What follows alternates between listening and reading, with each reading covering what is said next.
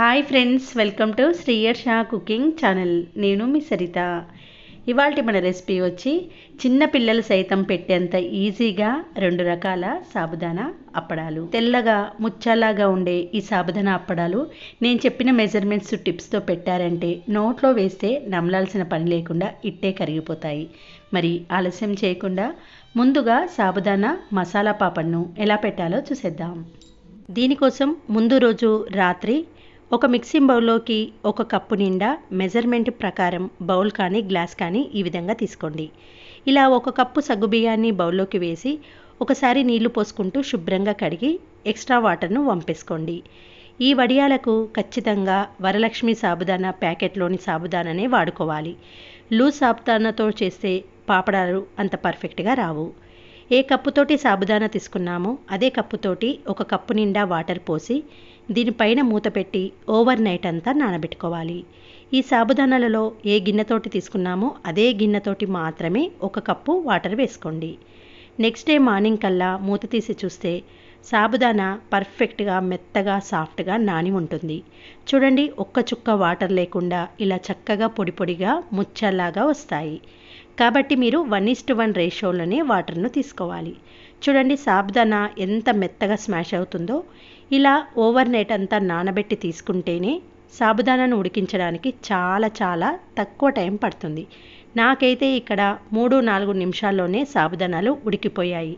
చెప్పాను కదండి, వరలక్ష్మి సాబుదానా ప్యాకెట్లోని సాబుదానానే వాడండి. కుల్లా దొరికే సాబుదానాతో పర్ఫెక్ట్గా రావు. ఇప్పుడు సాబుదానాను ఉడికించడం కోసం పెద్దగా ఉన్న ఒక బౌల్ తీసుకొని దాంట్లోకి ఏ కప్పుతోటి సాబుదానా తీసుకున్నామో అదే కప్పుతోటి 4 కప్పుల నిండా వాటర్ వేసుకోండి. ఈ వాటర్ ఉన్న గిన్నెను స్టవ్ పైన పెట్టి వాటర్ మరిగే వరకు హై ఫ్లేమ్లో పెట్టుకోండి. 1 కప్పు సాబుదానాకు 4 కప్పుల నీళ్ళు పర్ఫెక్ట్ మెజర్మెంట్ ఇది. ఇలా వాటర్ మరిగేటప్పుడు మంటను సిమ్లో పెట్టుకొని నానబెట్టుకున్న సాబుదానాను పొడి పొడిగా చేసి ఈ వాటర్లో వేయండి. మీడియం ఫ్లేమ్లో ఇలా ఒక 3-4 నిమిషాల పాటు కలుపుతూ ఉడికించండి.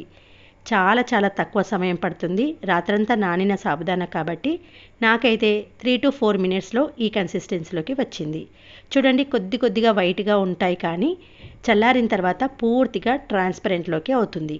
కాబట్టి ఇలా లైట్గా వైట్గా ఉన్నప్పుడే స్టవ్ ఆఫ్ చేసేసి 1 టీ స్పూన్ వరకు సాల్ట్ను, పాపడాలు ఇంకా టేస్టీగా రావడం కోసం 1 టీ స్పూన్ వరకు రెడ్ చిల్లీ ఫ్లేక్స్ను, సన్నగా తరిగిన కొద్దిగంత కొత్తిమీరను వేసుకోండి. ఇందులోకి రెడ్ చిల్లీ ఫ్లేక్స్, కొత్తిమీర అనేది పూర్తిగా ఆప్షనల్ అండి. ప్లెయిన్ పాపడ పెట్టుకున్నా బాగానే ఉంటుంది. ఇవన్నీ స్టవ్ ఆఫ్ చేసిన తర్వాతనే చేయాలి. ముందుగానే ఉప్పు వేసి ఉడికిస్తే సాబుదానా ఉడకడానికి టైం ఎక్కువగా పడుతుంది. చూడండి, 10-15 నిమిషాల తర్వాత పూర్తిగా చల్లారిన తర్వాత ఈ కన్సిస్టెన్సీలోకి వస్తుంది.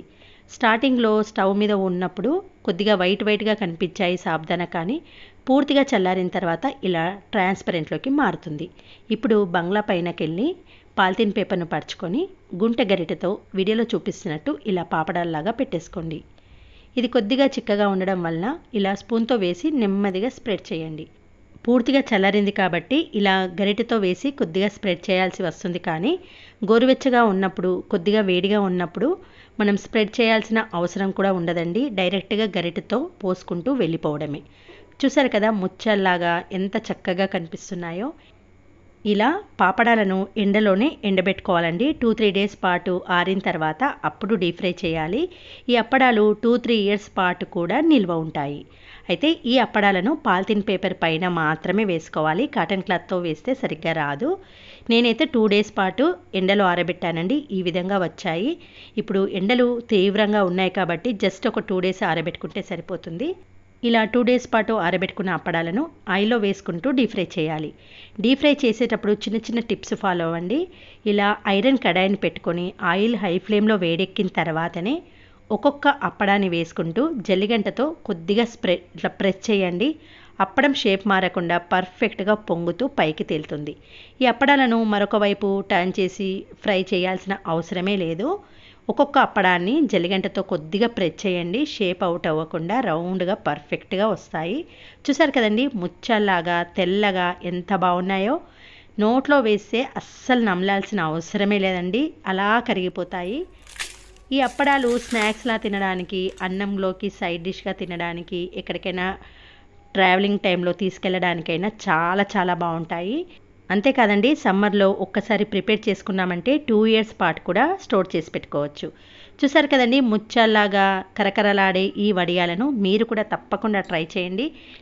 ఇప్పుడు సాబుదానాతో ప్లేన్ పాపడ్ను ఎలా పెట్టాలో చూసేద్దాం. ఈ అప్పడాలు పెట్టడం కోసం ముందు రోజు రాత్రి ఒక గిన్నెలోకి 1 కప్పు నిండా సగ్గుబియ్యాన్ని వేసుకోండి. సగ్గుబియ్యంలోకి నీళ్లు వేసి ఒక్కసారి వాష్ చేసుకోవాలి. ఇక్కడ సగ్గుబియ్యము వరలక్ష్మి కంపెనీ తీసుకుంటే అప్పడాలు పర్ఫెక్ట్గా వస్తాయి. తర్వాత అదే కప్పుతోటి 1 కప్పు నీళ్లు పోసి ఓవర్ నైట్ అంతా నానబెట్టుకోవాలి. 1 కప్పు సగ్గుబియ్యానికి 1 కప్పు నీళ్లు పోసి ఓవర్ నైట్ అంతా అలా నానబెట్టుకోండి. చూడండి, మరుసటి రోజు కల్లా సగ్గుబియ్యము ఇలా పర్ఫెక్ట్గా నానిపోతాయి.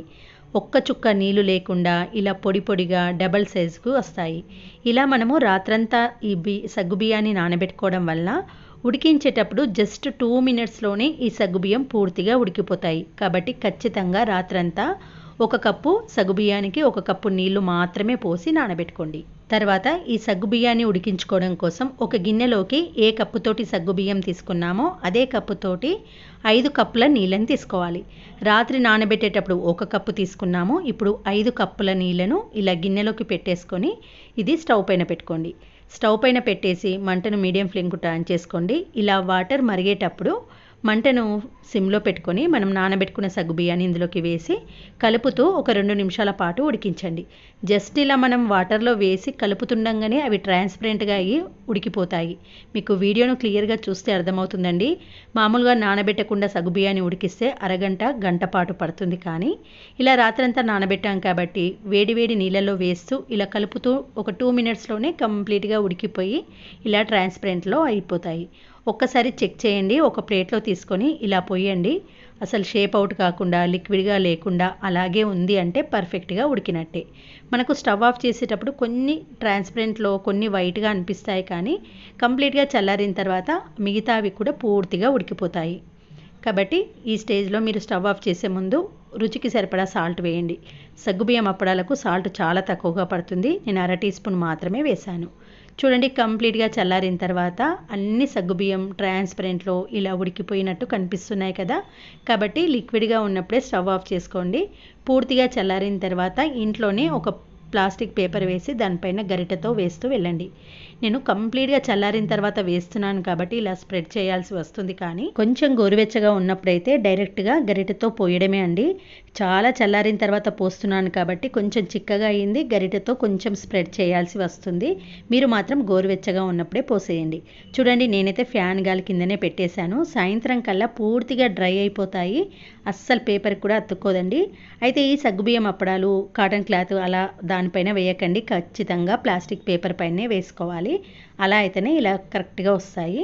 చూడండి, కంప్లీట్గా ఎండిన తర్వాత ఈ అప్పడాలను ఆయిల్లో వేసుకుంటూ డీప్ ఫ్రై చేయండి. అయితే డీప్ ఫ్రై చేసేటప్పుడు చాలా వేడెక్కిన ఆయిల్లోనే ఒక్కొక్క అప్పడాన్ని వేస్తూ డీప్ ఫ్రై చేయండి. మీకు ఒకవేళ ఎండ అవైలబుల్లో ఉంటే నెక్స్ట్ డే 2 డేస్ అట్లా ఎండలో పెట్టుకొని చేశారంటే 1-2 ఇయర్స్ పాటు కూడా ఇవి అంతే టేస్టీగా నిల్వ ఉంటాయి. కాబట్టి ఎండ ఉంటే మాత్రం ఎండలో ఎండబెట్టుకోవడానికి ప్రయత్నించండి. ఎండ లేని వాళ్ళు మాత్రమే ఫ్యాన్ గాలి కింద పెట్టుకోండి.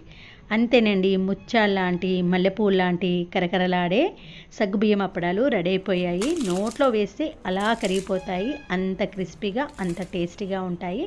తప్పకుండా ఈ సగ్గుబియ్యం అప్పడాలను మీరు కూడా ట్రై చేయండి. రెసిపీ నచ్చితే ఒక లైక్ చేసి మీ ఫ్రెండ్స్